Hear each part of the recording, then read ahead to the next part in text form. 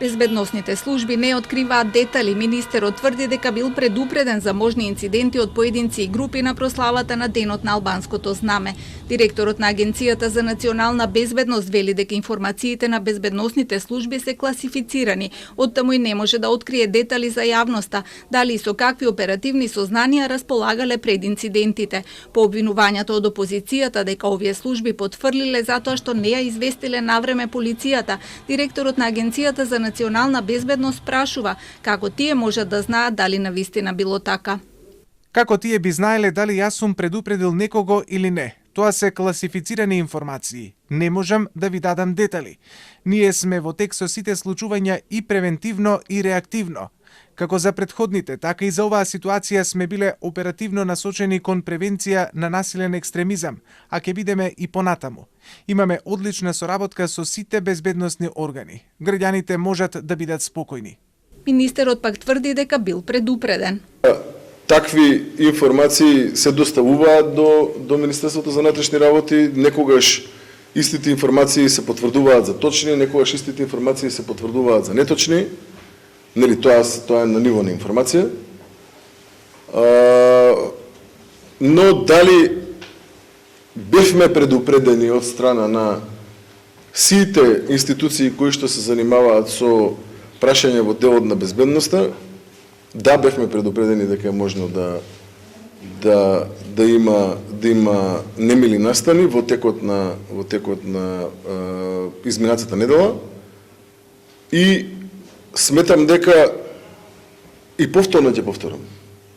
Полицијата во текот на овие 2 дена, како во делот на превентивните действија, така во делот и на репресивните действија, максимално професионално и одлучно одговори на сето она кое што беше предизвик поставен пред нас. Тошковски тврди дека има докази за вмешаност во инцидентите на кадри од ДУИ, оттаму рече и дека се срами кога ги слуша нивните барања за негова оставка. И од владеачката вреди обвинија дека инцидентите биле предизвикани по околните улички од страна на кадри на ДУИ, дека прославата на Скендербег била пријавена во МВР од страна на општина Чаир и таму ситуацијата била мирна.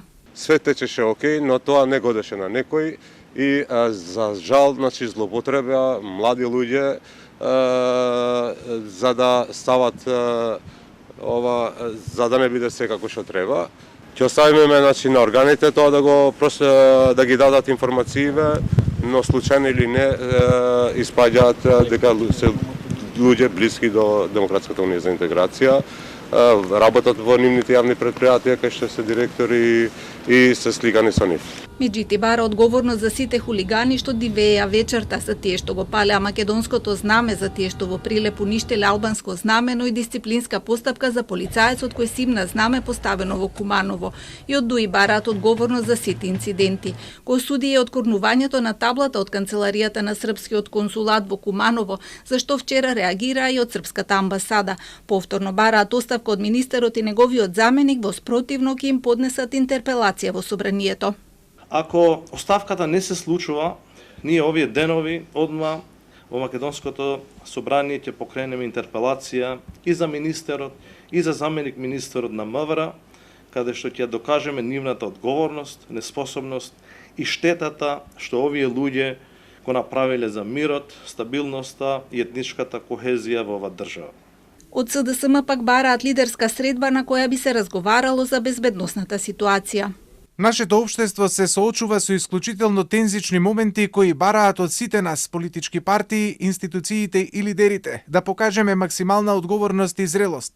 Настаните од изминатите денови ги вознемирија граѓаните, ги ставија на тест нашите меѓусебни односи и удрија по темелите на соживотот, кои толку внимателно го градиме од осамостојувањето. Лидерската средба е обврска, да покажеме дека сме подготвени заеднички да се справиме со сите предизвици и да ја зачуваме нашата држава стабилна и мирна. Премиерот засега не гледа потреба од лидерска средба.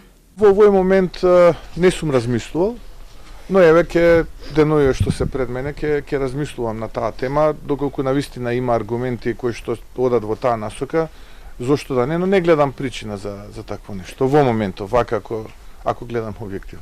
Тројца од 8 приведени лица кои го уништуваа македонското знаме го добија максималниот 8-дневен притвор предвиден за брза постапка. Одлуката е образложена со опасност од бегство и повторување на делото. Полицијата синоќа го приведе и 17-годишниот малолетник од Куманово кој е откор на таблата од канцеларијата на конзулатот на Србија во Македонија, лоциран во Куманово.